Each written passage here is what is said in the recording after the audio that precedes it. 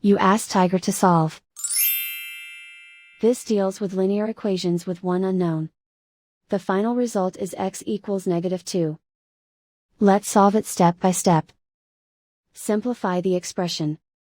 Expand the parentheses. Simplify the arithmetic. Group all x terms on the left side of the equation.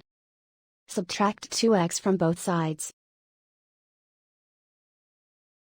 Group like terms. Simplify the arithmetic.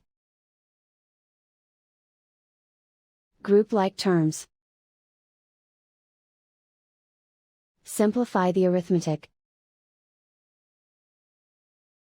Group all constants on the right side of the equation.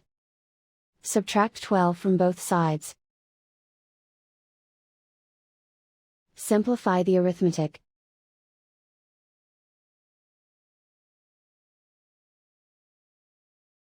Isolate the x.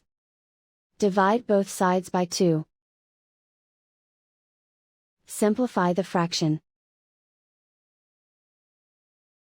Find the greatest common factor of the numerator and denominator.